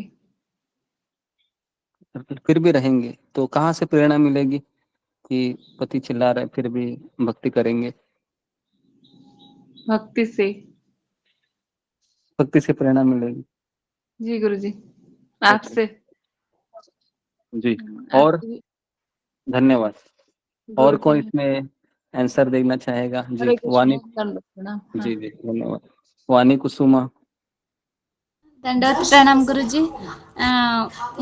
हम तो भक्ति में इतना लीन हो रहे हैं गुरुजी, आप जब मिले ना तब से आपका वीडियो देखते हैं और आपकी वजह से हम जपमाला करने से मुझे गुरुजी कोई भी कुछ भी बोले, मुझे कुछ भी फर्क नहीं पड़ रहा है गुरुजी, मुझे बुरा भी नहीं लग रहा है गुरुजी। मैं उससे कुछ बोले जी, थे भी, मैं उसको हंस कर ही बात करती हूँ गुरुजी, मुझे कुछ नहीं बुरा नहीं लगता गुरुजी। मैं सिर्फ कृष्ण को याद जी, करती जी, तो हूँ, इसलिए कुछ नहीं लगता। ओके, ओके, जी। तो यही जो उत्तर है ना, आप मुझे 1 साल के बाद यही उत्तर आना चाहिए, है ना? 1 साल में भी यही सवाल पूछूंगा, तो उस समय भी यही उत्तर आना चाहिए कि मुझे कोई बुरा नहीं लगता है करके। क्योंकि अभी नई-नई शुरुआत है ना, तो शायद हमको अच्छा भी लगे, बराबर है? नई-नई शुरुआत है, 10 दिन हो गए हैं, 15 दिन हो गए, 1 महीना हो गए, बहुत अच्छा लग रहा है ना? जैसे हम नया-नया मोबाइल लेते हैं तो कैसा लगता है? अच्छा लगता है ना? और पुराना मोबाइल होने के बाद फिर थोड़ा-सा हम अ, लापरवाह हो जाते हैं। तो इसलिए यही उत्साह है आपको 2026 में भी होना चाहिए, 2025, 2026 में सेम उत्साह। तब जाके हम समझेंगे कि हाँ, अभी मुझे सही में अ, भक्ति में अच्छा लगता है। ठीक है? तो कितने लोग इस उत्तर को एग्री करते हैं कि हाँ, ऐसा होना चाहिए? अभी तो अच्छा लग रहा है, लेकिन ये साल के बाद भी मुझे ऐसा ही लगना चाहिए। ठीक है? ओके, जी, धन्यवाद। 30 लोग हैं। तो अभी गुरुजी, हम मेरा हाँ, किसी का क्वेश्चन है इसमें। हाँ, जी। हाँ, बोलिए रंजना माता जी जी, क्या सवाल है? प्रभु जी, मैं ये पूछना चाहती हूँ कि जैसे भगवान भी तो ये बोलते हैं ना कि किसी अन्याय नहीं सहना चाहिए। कोई यदि आपका गलत यूटिलाइज कर रहा है, आपका मतलब शोषण कर रहा है, तो मतलब अगर वो मतलब बिना मतलब का हमसे मतलब उनको मतलब बोल रहा है कुछ भी, तो वो भी तो हमें नहीं सहन करना चाहिए ना प्रभु जी। जैसे भगवत गीता में भगवान भी ऐसे ही बोलते हैं कि नहीं तुम जो धर्म के रास्ते पर है, चाहे जो भी अधर्म का काम कर रहा है और कुछ गलत कर रहा है, तुम्हारे साथ गलत बोल रहा है, तो उसको नहीं मतलब, तो ये क्या मैं सही हूँ प्रभु जी? जी, वापस बोलिए। हाँ प्रभु जी, जैसे मेरा यही कहना है कि जैसे कोई मेरे साथ अन्याय कर रहा है या मेरे सिधाई का कोई गलत फायदा उठा रहा है, हमारा शोषण कर रहा है, कुछ भी बोल रहा है मतलब गलत, तो क्या मुझे उस समय चुप रहना चाहिए, कुछ नहीं बोलना चाहिए जी, या? जी, जी, जी। ओके। तो उस समय हमको चुप रहना चाहिए, नहीं चुप रहना चाहिए? तो मैं वापस कह रहा हूँ कि ये सारी चीजें उस समय हमारे वर्तमान हालात के ऊपर डिपेंड रहेगी। जैसे जैसे कि अगर अगर हम किसी के ऊपर ज्यादा ही निर्भर है ना? अगर हम किसी के ऊपर ज्यादा ही निर्भर है, तो फिर हमें हमें उनकी बात सुननी पड़ती है, बराबर ना? जैसे कि अभी मान लो हमें भक्ति करनी है, लेकिन हम जब किसी के ऊपर ज्यादा ही निर्भर होते हैं, तो उस समय फिर हम उनका कहना हमको मानना पड़ता है। जैसे मैं आपको हमारे ग्रुप में ही ऐसे काफी लेडीज है ना, जो बहुत भक्ति करते हैं, लेकिन कभी कभी उनके घर वाले प्रेशर डालते हैं कि बहुत ज्यादा हो रहा है, ये हो रहा है, वो हो रहा है, तो अभी आप भक्ति नहीं कर सकते, है ना? तो फिर आप क्लासेस नहीं कर सकते, आप सत्संग नहीं कर सकते, तो फिर वो क्या कर सकते हैं? क्या हो कुछ कर सकते हैं? कुछ नहीं कर सकते, फिर उनको सत्संग छोड़ना पड़ता है ना। तो इसलिए किसी के अधीन रहना है ना इस भौतिक संसार में, ये भी हमारे भक्ति के लिए कभी कभी घातक होता है सिद्ध। अधीन जी रहना, खास करके पैसे के लिए हो या अपनी सुरक्षा के लिए हो, ठीक है, तो इससे भी हमारी भक्ति छूट जाती है। देखिए प्रभु जी, जब हम भगवान पे पूरी तरह आश्रित हैं, उनके शरणागत हैं, तो भगवान के ऊपर हमारा आश्रित होने का अर्थ है कि भगवान के प्रतिनिधि है, जो गुरु है, इनके ऊपर आश्रित होना है। तो फिर अगर वो कहते हैं आपको कि आप घर में ही रहो, तो फिर ये भगवान की इच्छा को स्वीकार करते हुए इसको चलना है ना। अगर वो कहेंगे कि आप घर से बाहर निकल के मंदिर में रहिए, तो जी फिर जी वो भगवान की इच्छा को, तो है ना। तो इसलिए जो हमें आदेश मिलता है तो उसी के अनुसार हमें फिर चलना चाहिए। इसको हम भगवान की इच्छा के रूप में कहेंगे, ठीक है। जी जी जी प्रभु, धन्यवाद प्रभु जी। अशोक चावला प्रभु, कुछ कहना है आपको? जी गुरु जी, धन्यवाद प्रणाम। गुरु जी, मेरे 2 प्रश्न हैं। पहला, जैसे आपने पूछा था कि परिवार में रह के आदमी शांत रह सकता है या अनासक्त रह सकता है। गुरु जी, आम तौर पर तो नहीं रह सकता, अनासक्त परिवार में नहीं हो सकता, पर उच्च कोटि के कई एग्जाम्पल हैं। जैसे सुकरात का है, जो सोक्रेटिस था, फिलोसोफर, वो अपने शिष्यों के साथ अपने ड्राइंग रूम में बैठा हुआ था, उनके साथ डिस्कस कर रहा था कोई बात, तो उनकी पत्नी ने उसे आवाज़ दी, तो वो गए नहीं। तो उसे बुरा लगा, उसकी पत्नी को, कि भाई मैं बुला रही हूँ और मेरी इंसल्ट कर रहा है अपने शिष्यों के साथ बैठा हुआ। तो उसने फिर दोबारा आवाज़ दी, बुलाया उसे, सुकरात को, तो फिर भी उन्होंने इग्नोर किया, अपने शिष्यों के साथ बैठा रहा। तो 3-4 बार उसने आवाज़ दी, तो उसका गुस्सा फूट पड़ा, सुकरात की वाइफ का। तो उसने पानी का मटका लाके उसके शिष्यों के सामने सुकरात के ऊपर डाल दिया। तो जो शिष्य सोचने लगे, अब तो ये बोलेगा, कुछ ना कुछ तो बोलेगा अपनी वाइफ को, तो इतनी इंसल्ट इसकी भी, हमारे सामने पानी का घड़ा इसके ऊपर डाल दिया उसने। पर वो कुछ नहीं बोला, उसने सिर्फ 2 वर्ड कहे, thundering cloud sometimes brings rain, कि गरजने वाले बादल कभी कभी बरसते भी हैं, और ये कह के वो चुप हो गया। ये परिवार में अनासक्ति का भाव है। और दूसरी बात जो गुरु जी आपने कही, अनासक्त व्यक्ति, गुरु जी अनासक्त रह ही नहीं सकता कभी भी। अगर हम परिवार में अशक्त नहीं हैं, अनासक्त हैं, परिवार से अनासक्त हैं, तो हम भगवान में अशक्त होंगे ना, तो आसक्ति तो वहां भी है। अगर हम भगवान में आसक्त हैं तो आसक्ति तो वहां पे भी है ना गुरु जी, भगवान में, तो अनासक्त कैसे हो सकता है? हाँ, तो आप सही कह रहे हैं। इसलिए आप शायद भूल गए कि मैंने आपको ये कहा था ना कि जो ज्ञानी होता है उसको प्रेरणा कहाँ से मिल रही है कि सब कुछ अनासक्त हो। तो मैंने कहा था कि मुक्ति है वो उसके फल की इच्छा है ना। उसको मुक्ति चाहिए, इसके लिए वो परिवार में अनासक्त रह रहा है। जो भक्त है वो घर में अनासक्त कब रहेगा? जब वो भगवान में आसक्त होगा, गुरु में आसक्त होगा, बराबर ना। यही तो मैंने कहा था कुछ देर पहले। और जो सकाम कर्मी है वह तो, उसकी तो कोई प्रगति ही नहीं है, क्योंकि उसको तो धन चाहिए, या फिर पत्नी की सुंदर मुस्कान चाहिए, या अगर पत्नी है तो है ना, पति के जो इच्छाएं है जो उसकी पूरा करेगा वो उसको चाहिए। तो इसके लिए हम मैक्सिमम हम सकाम कर्मी के ही लेवल में है ना। अगर हम ज्ञानी भी नहीं है, क्योंकि हम ज्ञानी बनना भी बहुत बड़ी बात है आजकल के, क्योंकि ज्ञानी का क्वालिफिकेशन क्या है कि वो फल की इच्छा नहीं रखेगा, है ना, चाहे उसको बुरा लगे अच्छा लगे। तो इसके लिए हमारा अभी भी सकाम कर्म ही हमारा प्लेटफॉर्म है। क्योंकि कल भी मान लो कि अचानक हमारे साथ कुछ हो गया है ना जीवन में, तो हम कृष्ण को भूल जाएंगे, क्योंकि हमारा वो प्लेटफॉर्म नहीं है कि हम हमारे जीवन में आने वाली संकट को भी हम कृष्ण की इच्छा के अनुरूप ले, है ना जी। कितने लोगों को ऐसा लगता है कि ये मेरा ऐसा जीवन में अगर ऐसा कुछ गड़बड़ हुआ तो शायद कल का सत्संग भी मैं नहीं कर पाऊंगी या नहीं कर पाऊंगा, है ना। कुछ ऐसा, कुछ भी क्राइसिस हो गया, फाइनेंशियल हो गया या फिर पारिवारिक फैमिली क्राइसिस, है ना। तो है ना, आप भले ही फिंगर को रेज ना करें, लेकिन मैं स्टैम्प पेपर पर लिख के देने को भी तैयार हूँ कि अगर ऐसा होगा ना तो आप कल नहीं आओगे, क्योंकि हमारा लेवल सकाम कर्मी के प्लेटफॉर्म में ही है। अभी तक हम भले ही ऊंची ऊंची बातें यहाँ पर कर रहे हैं, सुन रहे हैं, लेकिन हम सबको पता है कि हम कहाँ पर है अभी खड़े, है ना। तो इसलिए इसलिए हम सभी लोग अभी भक्त नहीं है।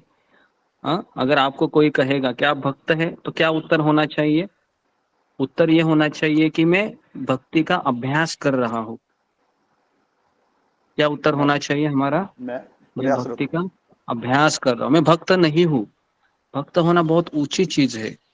We are not a devotee yet. अभी तक हम भक्त नहीं है ना।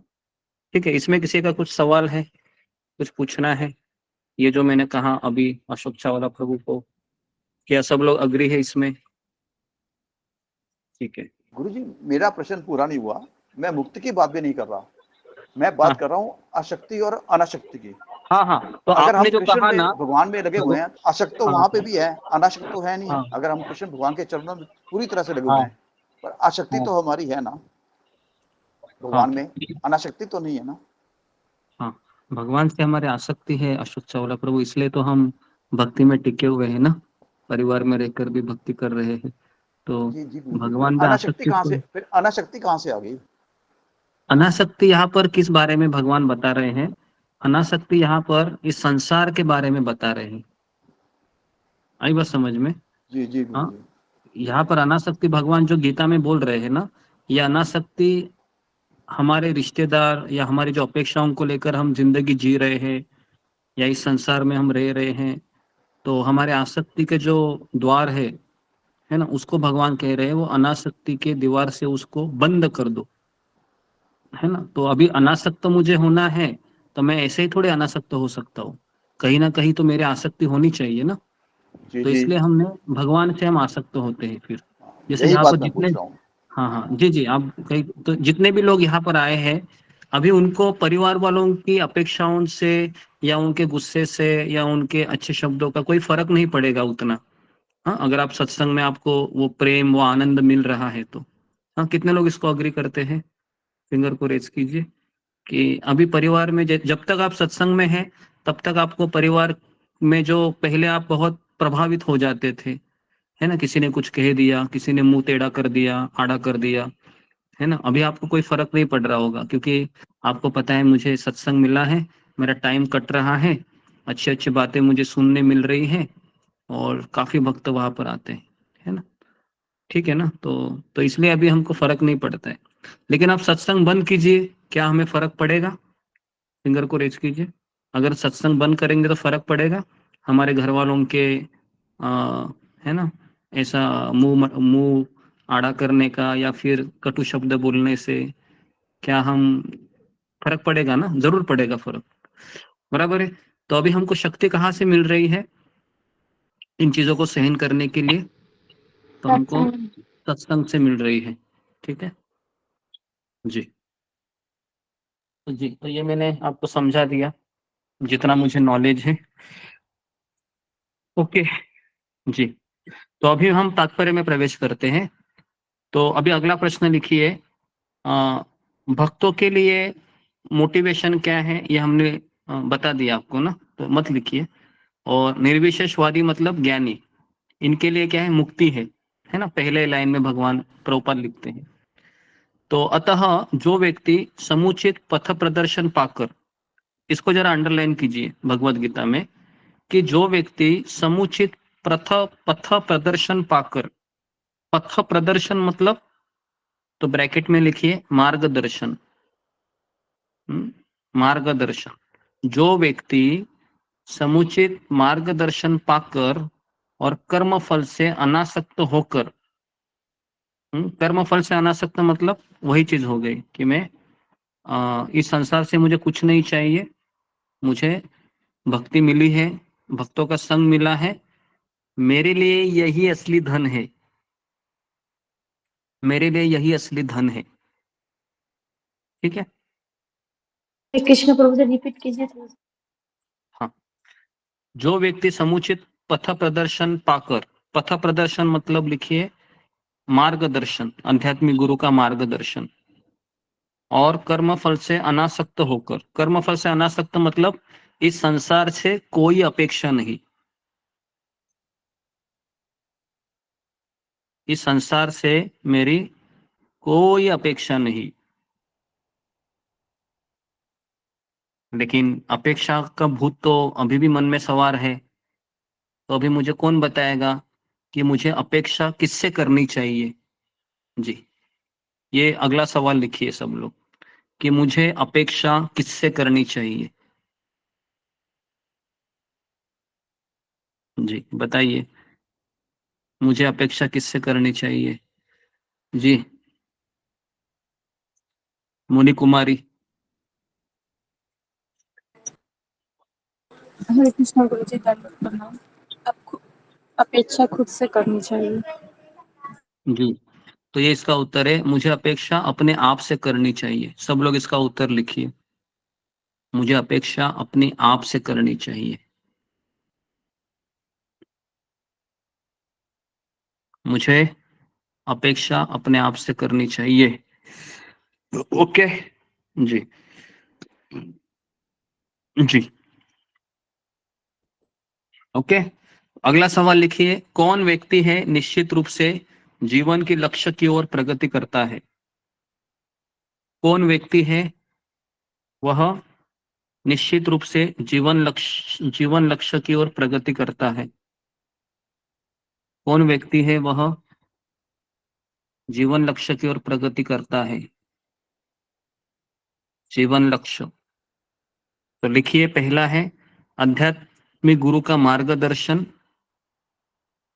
और दूसरा लिखिए इस संसार से कोई अपेक्षा न करके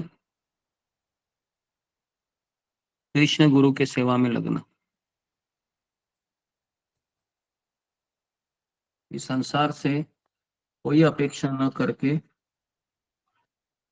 गुरु और कृष्ण की एक सेवा बार में लगना। एक बार प्रश्न दोहराइए गुरुजी। जी अशोक चावला प्रभु, जरा प्रश्न और उत्तर दोनों बोले इसका। जी, प्रश्न है मुझे अपेक्षा किससे करनी चाहिए? इसका उत्तर है मुझे अपेक्षा अपने आप से करनी चाहिए। फिर गुरुजी ने अगर पूछा कौन व्यक्ति वह निश्चित रूप से जीवन लक्ष्य की ओर प्रगति करता है? इसका जवाब है पहला आध्यात्मिक गुरु का मार्गदर्शन, और दूसरा है इस संसार से कोई अपेक्षा न करके गुरु कृष्ण की शरण में लगना चाहिए। ओके, धन्यवाद। कितने लोगों ने लिखा है? फिंगर को रेज कीजिए।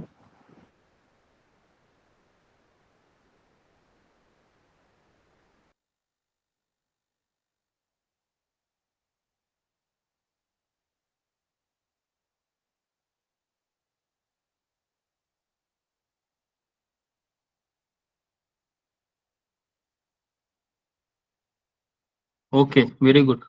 जी, तो सबको क्लियर है जीवन लक्ष्य कब प्राप्त होगा? दो चीजें उसको मिलनी चाहिए। नंबर 1, पथ प्रदर्शन पाकर, मतलब मार्गदर्शन, और दूसरा है इस संसार से कोई अपेक्षा नहीं चाहिए। बराबर है, संसार से अपेक्षा तभी नहीं होगी जब हम कृष्ण भक्ति में लग जाएंगे।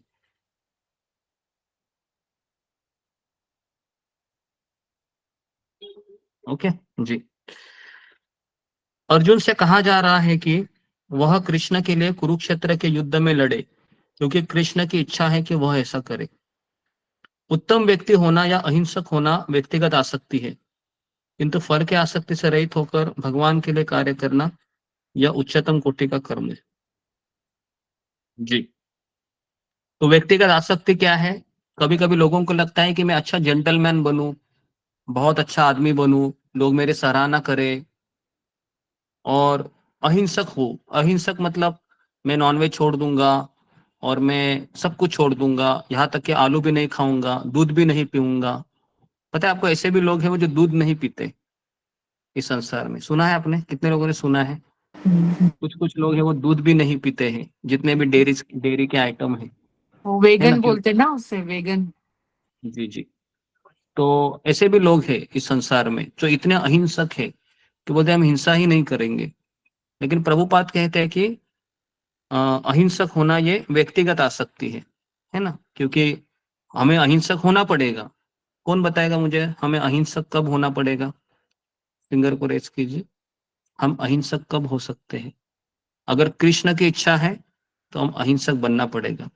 तो यहाँ पर भगवान ने अर्जुन को कहा कि तुम्हें हिंसा करनी पड़ेगी, तुम्हें अहिंसक बनना पड़ेगा।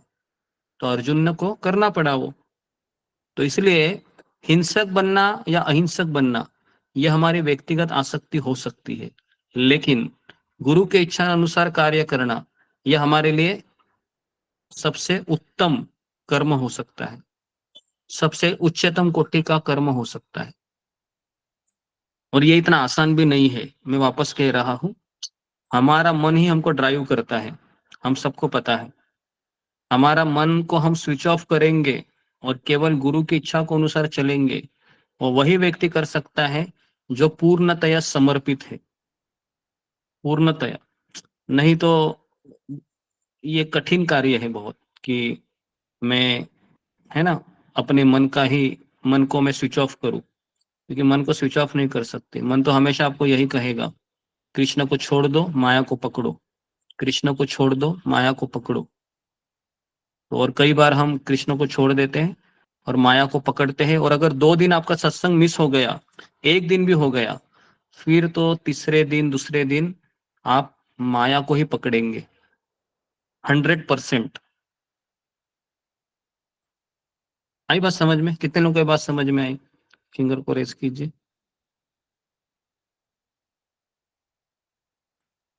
जी। अगर 1 दिन या 2 दिन भी सत्संग मिस हो गया तो आप समझने का तीसरे दिन मैं माया में हूँ टोटली। भले ही आप बोलोगे कि मेरा जप हो रहा है, लेकिन नहीं, वो तो आपका रहम है, आपका भ्रम है। आप माया में चले गए अभी। भले माला हो रही है लेकिन उस माला में आपका मन नहीं लगेगा, और बस खींचातानी होगी, और फिर आप सोचोगे कि अभी मुझे वो आनंद नहीं आ रहा है। ठीक है? तो इसलिए मेरा आप लोगों से निवेदन है, अपने रूटीन को डिस्टर्ब मत कीजिए। बाकी सब डिस्टर्ब हो गया चलेगा, लेकिन अपना ये जो रूटीन है, 4 से 6 बजे 2 घंटा जपा करना, 6 से 6:30 मंगला आरती, 9 से 10 भागवत, और 3 से 4 गीता। तो ये 3 सेशन है, इसको बराबर करते रहना, चाहे दुनिया इधर के उधर हो जाए, है ना। बहुत ज़्यादा ही इमरजेंसी है, कोई हॉस्पिटल में एडमिट है, तो फिर आप थोड़ा सा इसको स्किप करें। लेकिन छोटी छोटी चीज़ों के लिए अगर आप स्किप करोगे तो इसका मूल्य फिर हमको चुकाना होगा, हम माया में चले जाएंगे। और फिर आप ये मत कहना कृष्ण को कि कृष्ण में 5 साल सत्संग किया, मैंने 10 साल सत्संग किया, मैंने 2 साल किया। कृष्ण कहेंगे तुमने 2 साल किया तो मैंने तुम्हारा 2 साल ख्याल रखा, अभी तुम मुझे छोड़ दिया है तो मैं भी क्या करूं अभी, है ना। तो इसलिए इसको बहुत गंभीरता से हमें लेना चाहिए सत्संग को, है ना जी। ठीक है, यहाँ पर किसी कुछ सवाल है, कुछ पूछना है, फिर मैं आगे बढ़ता हूँ। जी, विजय पांडे। हरे कृष्ण गुरुजी। गुरुजी, भक्ति के साथ साथ जैसे हमको पॉजिटिव कैसे रहना है भक्ति के साथ करते हुए? हरे कृष्ण गुरुजी। भक्ति के साथ पॉजिटिव कैसे रहना है कि अभी मैं आपको स्टोरी सुना रहा हूँ जो आपने सुनी होगी, ध्यानपूर्वक सुनिए। एक प्लेन था, हवाई जहाज, वह आकाश में उड़ान ले रहा था, और वो इतनी दूर उड़ान कर रहा था कि सब लोग आसमान पे ही, है ना, हवाई जहाज में सारे पैसेंजर बैठे हुए थे। और अचानक पायलट ने अनाउंसमेंट की कि हमारा जो ब्रेक सिस्टम है वो पूरा फेल हो गया है, और आप थोड़ा सा अपने पेटी को कसकर बांध के रखिए, क्योंकि हमें इमरजेंसी लैंडिंग करनी होगी। और उस समय बहुत हवाई जहाज में चिल्लाहट होती है, सब लोग चीखते हैं, सब लोग एकदम पागल की तरह रोते हैं क्योंकि उनको पता है अभी हम मर जाएंगे। लेकिन वहां पर एक लड़की थी, छोटी सी, 10 साल की, 5th स्टैंडर्ड में।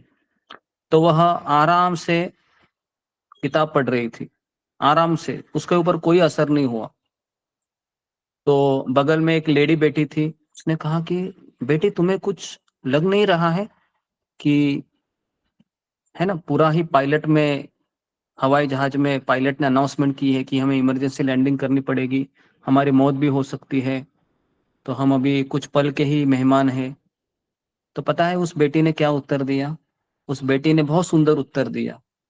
उस बेटी ने उत्तर दिया कि देखो माँ जी, इस जहाज के जो कैप्टन है, जो इस जहाज को चला रहे हैं, वो मेरे पिताजी है, और मेरे पिताजी अपने बेटी को कभी मरते हुए नहीं देख सकते, तो इसलिए मुझे पता है कि वो मेरी रक्षा जरूर करेंगे। आई बात समझ में?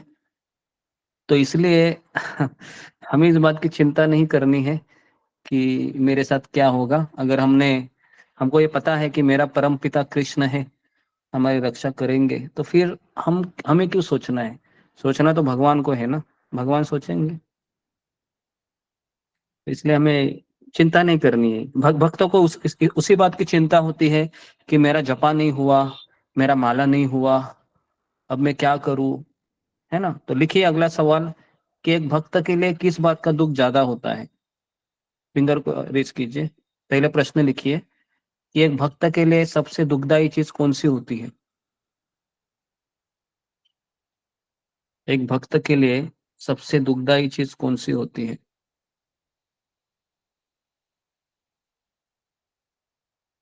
जी हाँ, एक भक्त के लिए सबसे दुखदाई चीज कौन सी होती है? जी, सुषमा गोराई। हरे कृष्ण गुरुजी, दंडवत प्रणाम। गुरुजी, हम सत्संग पाकर हम जब सत्संग को हम चिबली ले लेते हैं, कोई कोई चिंता स्वरूप हम नहीं लेते हैं, तो इसलिए हम सत्संग को जब हम चिबली लेकर हम जब साधारण समझते हैं तो हमका बहुत बड़ा दुख होता है, क्योंकि सत्संग में हम सब शक्ति मिलते हैं। सत्संग की परिवार कोई घर में बाहर बाबा मंदिर में कोई शक्ति नहीं मिलते है, इसलिए गुरुजी। हरे कृष्ण। ओके, तो सब लोग इसका उत्तर लिखिए कि भक्तों का संग न मिलना, ये एक भक्त के लिए सबसे दुखदाई चीज है। भक्तों का संग या सत्संग न मिलना, ये एक भक्त के लिए सबसे दुखदाई चीज है, सबसे दुखी चीज है।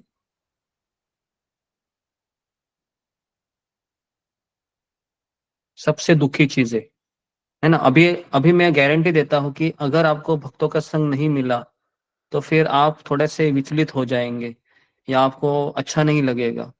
कितने लोगों ने इसका अनुभव किया है? किसी कारणवश आप सत्संग को चूक जाते हैं या फिर आप नहीं आ पाते हैं, तो फिर दिन भर आपको उसका एहसास होता है। जी जी, ऐसा होता होगा। अगर ऐसा होता है तो आप सही ट्रैक पे हैं, और अगर ऐसा नहीं हो रहा है तो फिर हम गलत ट्रैक पे हैं। सत्संग के बिना अगर हम रह रहे हैं तो समझने का कि हम कृष्ण को ही छोड़ दिए हैं, हमें कृष्ण से कोई वास्ता नहीं है। बस हमें कृष्ण इसलिए चाहिए ताकि मेरी जरूरतें पूरी हो, और जिस दिन कुछ प्रॉब्लम होता है तो फिर हम कृष्ण को भी छोड़ देते, सत्संग को छोड़ देते। कितना बड़ा हम मूल्य, है ना, दे देते हैं अपने, केवल, है ना, परिवार के लिए, केवल बस परिवार के लोग अच्छे खुश रहने चाहिए, है ना। लेकिन मैं वापस कह रहा हूँ कि जब हम भक्ति मार्ग में आते हैं ना, तो सबसे दुखी परिवार वाले ही होते हैं, है ना। ये मैंने अपने जीवन में भी अनुभव किया है, आप सबने भी अनुभव किया होगा। अर्जुन के सामने भी सबसे बड़ी लड़ाई किसकी थी? क्यों अर्जुन रो रहा था? पहले अध्याय में अर्जुन इसलिए रो अपने रहा था क्योंकि उसके सामने पितामह भीष्म थे, गुरु द्रोणाचार्य थे, है ना, इसलिए तो वो रो रहा था। बराबर है ना। तो इसलिए हम भी रोएंगे, क्योंकि हमारे सामने सबसे बड़ा चैलेंज परिवार का ही है। और जब तक परिवार के लिए हम कृष्ण को छोड़ेंगे, कोई बात नहीं, अगला जन्म भी लेना पड़ेगा, फिर वही स्टोरी रिपीट होगी, है ना। बराबर है। इसलिए प्रभुपाद ने एक बार अपने शिष्यों को कहा कि, है ना, जब वह भक्तिचारू महाराज मालिश कर रहे थे इसे, बराबर है, और प्रभुपाद जी ने उनको कहा कि, है ना, मैं तुम्हें कुछ देना चाहता हूँ। तो भक्तिचारू महाराज प्रभुपाद के शिष्य, है ना, उन्होंने देखा कि है ना, कि प्रभुपाद जी बहुत सीरियस है। तो प्रभुपाद के आंखों में भी आंसू थे, और प्रभुपाद ने आंखों से आंसू बहते हुए उनको कहा कि तुम्हारा एक जन्म तुम कृष्ण को दे दो, एक जन्म केवल। और भक्तिचारू महाराज भी, है ना, उन्होंने भी प्रभुपाद को कहा कि प्रभुपाद जी, आज से ये जन्म आपका हुआ, आज से ये जन्म आपका हुआ। और इस तरह से उन्होंने अपना पूरा जीवन दिया। और पिछले साल ही कोरोना के समय उनकी मृत्यु हो गई अमेरिका में। लेकिन, है ना, अमेरिका में वह, उनका शरीर छोड़ने तक वह वही इच्छा को पूर्ण कर रहे थे, है ना। कितना साल? 50 साल, 50 साल उन्होंने वही किया, है ना। इसको भक्ति कहते हैं। भक्ति 1 साल 2 साल की बात नहीं होती है ना।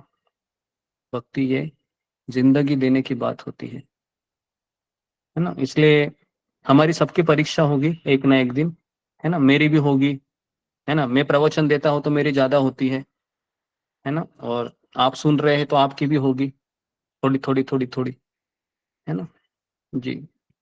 तो इसलिए हमें इस चीज को समझना है कि हमको कृष्ण को छोड़ना नहीं है। कृष्ण को छोड़ेंगे तो फिर कहीं के नहीं रहेंगे। और पति पत्नी बच्चे, ये तो हर जन्म में हमने किया है। हाँ, ऐसा नहीं है कि ये हमने हर जन्म में नहीं किया। पिछले जन्म में भी आपकी शादी हुई थी, पिछले जन्म में भी आपके बच्चे थे, पिछले जन्म में भी आपने जॉब किया होगा, और पिछले जन्म में भी आपने सारा चीज किया होगा जो एक परिवार वाला व्यक्ति करता है ना।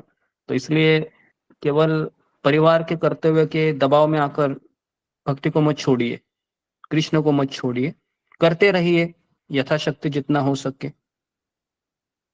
ठीक है जी। तो ओके, तो अभी हम अगला सवाल किसी का है, गोरखनाथ अहिर। हाँ, हरे कृष्णा प्रभु जी, दंडवत प्रणाम। जैसा कि अभी हम खाली सत्संग दिन भर करेंगे तो हम शरीर, हमारा जो शरीर धर्म है, हम खाना पीना समझो घर में अगर कोई दूसरा आदमी जिम्मेदारी नहीं ले रहा है तो उस वक्त हमें क्या, कैसा मैनेजमेंट करना चाहिए? पहले तो आप गोरखनाथ अहिर जी, आप सुबह आते हैं क्या जपा में? सुबह मैं दूसरे जगह पे ये करता हूँ, तो इसमें नहीं आ रहा हूँ अभी। हाँ, तो तो पहले आने आप, का है ना, कि आप सवाल तो बहुत सुंदर सुंदर पूछते हैं, लेकिन मैंने आपको कभी देखा नहीं सुबह जप करते हुए, नहीं, तो सुबह इसलिए नहीं आ आप, रहा। हाँ, तो अगर आप पूरा डेडिकेटेड होना चाहते हैं, समर्पित होना चाहते हैं, तो शुरुआत वहां से हमारी होती है कि हम, है ना, सुबह उठ के 16 माला का जप करें नियमित रूप से, है ना। हाँ, फिर जपा वहां तो से करता फिर, हूँ मैं प्रभु जी, जपा हाँ, तो जपा तो करता आप हूँ। करते हो जी, अच्छी बात है, आप जपा कर रहे हैं, करते रहिए, है ना। लेकिन जब बात पूरा समर्पण की होती है, तो फिर हम एक जगह पर हमें पूरा डेडिकेशन देना चाहिए, है ना, एक जगह पर। तो फिर कोई ना कोई आपको नोट तो करना होगा ना अभी। जैसे कि अगर आप अभी यहाँ पर, मैं आपको दोपहर में देखता हूँ, है ना, सुबह में आपको नहीं देखता हूँ, तो आप कहीं पर करते भी होंगे, करते रहिए, ऐसा कुछ नहीं है। ठीक है, तो पूरा डेडिकेशन के लिए एक व्यक्ति के नीचे रहना बहुत जरूरी है, तब जाके फिर वह पता चलता है कि हाँ, सही में बहुत आप उस चीज को, भगवान को स्वीकार करने के लिए पूरी तरीके से तैयार है ना, ऐसा। ठीक है जी, धन्यवाद। ओके, नेक्स्ट क्वेश्चन किसका है? विश्वास, किसी ने फिंगर को रेज किया था। हाँ, रूपा विश्वास। हरे कृष्ण प्रभु जी, जैसे पहले सुनते थे जे भक्ति में आने से लोगों को दुख होते हैं, घर वाला परिवार वाला विरोध होता है, तो ये चीज़ हम स्वयं अपने साथ भी देखे हैं। बोलता है तुम भक्ति करता है, ज्यादा ही करता है, हरे कृष्ण सुनता है, तुम्हारे चलते बच्चा पढ़ता नहीं है। अब हम तो ध्यान तो देते हैं, अब बच्चा पढ़ता नहीं है तो उसमें हम क्या कर सकते हैं। हम तो बोलते हैं स्कूल जाओ, सुबह तो हम 6:30 3 बजे उठ जाते हैं, जापा भी 1.5 घंटा देते हैं, फिर उसमें उठ के फिर टिफिन उफिन बना के दोनों बच्चों की स्कूल भेजते हैं, फिर कुछ कुछ कार्य वगैरह करके पूजा वूजा भगवान को दे के सेवा करके जी लड्डू गोपाल रखे हैं, तो वो सब करके तो अपना जो मेरा फर्ज हो तुम करती हूँ। लेकिन वही बोलता हम्म है जो तुम भक्ति करते हो तो बच्चा पढ़ता नहीं है। हाँ जी तो जी जी। ये ये सबका प्रॉब्लम इसमें है। ये जो भी सवाल पूछा, कितने लोगों के घर में ऐसा होता है कि सारे कर्तव्य करने के बाद भी आपको बोलेंगे ही बोलेंगे कि ये तुम भक्ति ज्यादा ही कर रही हो, क्यों कर रही हो, पहले तो तुम अच्छा था, अभी ये सब क्या हो रहा है। कितने लोगों के घर में ये परेशानी है। तो अगर मैं कहूँगा तो है ना, आधे आधे लोग तो ऐसे रहेंगे हमारे ग्रुप में, है ना, लेकिन जो प्रभु जी इन हरे कृष्ण, परेशानियों को झेल कर आ रहे हैं। परेशानी हाँ है, लेकिन जब जब से हम भगवान के कृष्ण के जब से भक्ति करने लगे तब से ये सब चीज हमको कोई मायने नहीं रखता उतना। पहले बहुत छोटे मोटे बातों को दुख होता था, आप सोचते नहीं मेरा एक ही लक्ष्य है कृष्ण को पाना, तो इसीलिए उतना महत्व नहीं देते। लेकिन जो मेरा छोटा बेटा है वो भी वो कृष्ण की भक्ति करता है, उसके उससे हम बहुत कुछ सीखे हैं। हमें 4 साल हो गया आज ये भक्ति में आए हैं, लेकिन उससे हम बहुत कुछ सीखे भक्ति में। जैसे निताई गौर को नहीं जानते थे, प्रभुपाद को नहीं जानते थे, पंचतत्व को नहीं जानते थे, वो हमको बताया। भगवत गीता का श्लोक हमको वो पढ़ पढ़ के दिखाता, मम्मी ऐसे ऐसे। 14 साल चल रहा है उसका भी, तो अभी 9 क्लास में है, लेकिन पढ़ने लिखने में उतना मन नहीं है उसका। मन को बोलता है हमको कोई मठ में दिया हो, कोई स्कूल में दे के आओ। अच्छा है, और घर आपको वाले ऐसा बेटा और मिला घर है। वाले हाँ, जी जी, अच्छा है और घर माता जी, वाला आपको ऐसा बेटा मिला है। लेकिन मैं आपको ये लेकिन कहना चाह रहा था, रूपा विश्वास माता जी, कि घर में परिवार में ये दिक्कत तो होगा ही, है ना। जितना आप ज्यादा भक्ति में करना चाहोगे, फिर आपको ज्यादा भक्तों के ऊपर निर्भर होना पड़ता है फिर, है ना। क्योंकि नहीं तो फिर हमें लगता है कि कृष्ण की भक्ति करने से इतना विरोध क्यों हो रहा है मेरा, कृष्ण कहाँ है, कृष्ण अपनी बांसुरी कब बजाएंगे, बराबर है। कृष्ण कब मेरे सामने प्रकट होंगे। तो ये सब फिर हमारे मन में आने लगता है। लेकिन मैं वापस कह रहा हूँ कि नहीं ये प्रभु सब जी हरे चीजें कृष्ण, होगी होगी, है ना। क्षमा चाहती हूँ। हम ये नहीं सोचती हूँ, मैं सब ये सोचती हूँ जो हमको जो दुख मिल रहा है शायद मेरे कर्म से मिल रहा होगा। भगवान तो किसी का दुख नहीं लेता है, ना ही किसी का सुख लेता है। हम लाल गोविंदा जी का गाथा बहुत सुनते हैं। अच्छा है। तो उनका प्रवचन में हम हमेशा सुने हैं जो भगवान किसी का दुख नहीं लेता है, नहीं देता है दुख। तो जो भी है हम लोगों को कर्म से ही मिलता है, हम उनको कुछ के लिए कोई भी दोष नहीं देते। हम तो और खुश है जो वो हमको कम से कम हम उनके लिए कुछ सेवा कर पा रहे हैं, हमको ये मौका मिला। हम अंदर से बहुत खुश है, हम बहुत शांति में रहते हैं। लेकिन ये घर में थोड़ा सा टेंशन हो जाता है, इसके लिए थोड़ा सा मन का भी उदास हो जाता है। जी भक्ति जी जी करते जी हैं तो भी लोगों को दिक्कत होता है, बस कुछ गलत बोले तो माफी चाहते हैं। जी जी जी जी जी, धन्यवाद। आप करते रहिए माता जी। और हम प्रार्थना तो हम सबके लिए करते हैं कि, क्योंकि एक चीज हमेशा याद रखिए कि जितना हम तनाव में घर में रहेंगे ना, उतना हम कृष्ण का नाम ज्यादा लेंगे, बराबर है। और अगर हम जितना हम फ्री रहेंगे, कोई टेंशन नहीं है, सब अच्छा चल रहा है, तो उतना हम कृष्ण का नाम नहीं लेंगे, बराबर है। तो इसलिए कृष्णा ये हमेशा ऐसे ही करते हैं अपने भक्तों के साथ कि उनको पीड़ा में वो डाल देते हैं। हाँ, जैसे अगर मान लो आप सोने को अग्नि में डालोगे तो सोना क्या करेगा, और चमकेगा, बराबर ना, और सोना चमकेगा अग्नि में डालोगे तो वैसे ही जब भगवान जब एक भक्त को पीड़ा में डालते हैं तो वो और चमकता है, वो, है ना, आपकी तरह और चमकेगा अगर वह और भक्ति करेगा, है ना, इस तरीके से। और किसी का सवाल है। हरे कृष्ण प्रभु जी। जी मेरा भी। एक सवाल है। हाँ,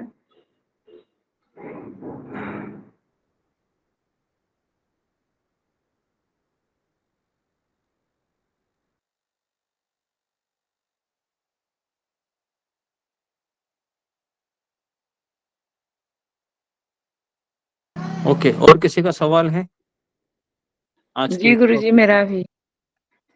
हाँ, सुधा तिवारी बोलिए। जी गुरुजी। गुरुजी, 15 साल पहले जब हम इस्कॉन से जुड़े, तब से मतलब भक्ति लाइन में तो बहुत सब विरोध करने वाले थे, खुद हस्बैंड ही मेरे। मगर अब 15 साल, 16 साल, 17 साल हो गया गुरुजी इसमें लगे हुए, अब तो सब पॉजिटिव ही हो गया। तो इसको हमको क्या समझना चाहिए? हाँ जी, ये बहुत अच्छा सवाल है कि शुरुआत में परिवार वाले हमको विरोध करते हैं, लेकिन बाद में सब घर में अच्छा होता है। तो उस समय इस बात का हमेशा डर बना रहता है कि अभी क्या होगा, अभी तो मेरे घर में सब अच्छा हो रहा है, अभी तो मेरे अंदर वह है ना, वह इतना क्या बोल सकते हो, इतना लोभ नहीं है भक्ति करने का। तो उस समय हमें खुद होकर भक्ति बढ़ानी चाहिए अपनी, है ना, माला अतिरिक्त बढ़ानी चाहिए। आई बात समझ में? अधिक से अधिक सेवा करनी चाहिए, अधिक से अधिक हमको नाम जप करना चाहिए, इस तरीके से अधिक से जी अधिक सत्संग करना चाहिए, है ना? जी नहीं तो फिर गुरुजी, तो भक्ति भी तो बहुत आगे बढ़ गया है गुरुजी। और हस्बैंड जो साथ नहीं देते थे, वो तो इससे जुड़े नहीं हैं। कृष्ण वो तो शिव जी की भक्ति करते हैं, मगर अब हमको अब रोक टोक भी नहीं करते हैं। अब हम अपने मतलब परिक्रमा में या फिर इस्कॉन में मायापुर में जाते हैं, तो वो हमको मतलब बहुत सपोर्ट करते हैं। तो अब तो हमको यही लगता है गुरुजी की मतलब भगवान भी परीक्षा लेते हैं कि देखें ये भक्त टिक भी पाता है कि नहीं। माया बहुत प्रलोभन दिया हमको, मगर जी हम जी तो टिके ही रहे गुरुजी, दुख पाए। मगर हम बोले कि अब इनको छोड़ के तो हम कहीं नहीं जाएंगे, भले हम दुनिया छोड़ दें। तो जी अब इसको क्या कहेंगे गुरुजी, परीक्षा ही लिए थे भगवान जी। जी जी, देखिए, प्रभुपाद कहते हैं कि भगवान दो प्रकार से हमारी परीक्षा लेते हैं। पहला है सब कुछ छीन कर, और दूसरा है सब कुछ देकर। आई बात समझ में आपको या नहीं आई? जी गुरु जी, भगवान गुरुजी जी। सब कुछ देकर परीक्षा लेंगे, जैसा अभी आपकी ले रहे हैं, है ना? जी और भगवान में हमारे से छीन कर हमसे परीक्षा लेते हैं, है ना? जी तो सबसे जी, डेंजरस परीक्षा कौन सी होती है इसमें? सब कुछ देकर। हाँ, वेरी गुड, अभी आपने पहचान ली, है ना? जी ओके जी, नेक्स्ट क्वेश्चन, दीना वंजारा।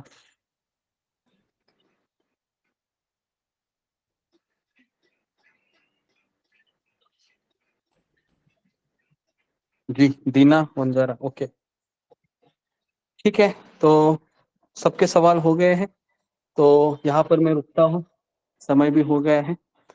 तो आप ऐसे ही आते रहिए सत्संग में। आप सबका बहुत बहुत धन्यवाद। श्रील प्रभुपाद की जय, गुरुदेव जय, श्रीमद् भगवद गीता हरे कृष्ण प्रभु हरे कृष्णा हरे गुरुजी कृष्ण दंडवत गुरुजी, प्रणाम। दंडवत सभी प्रणाम। भक्तों हरे हरे को मेरा दंडवत प्रणाम। हरे कृष्ण गुरुजी, हरे कृष्ण गुरुजी, दंडवत प्रणाम।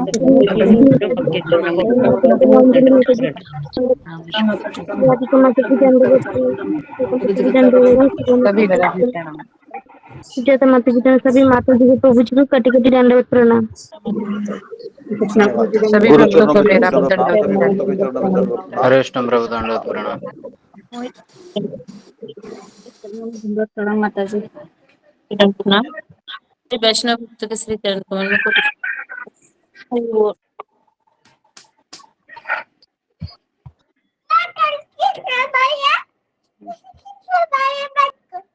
क्या करो।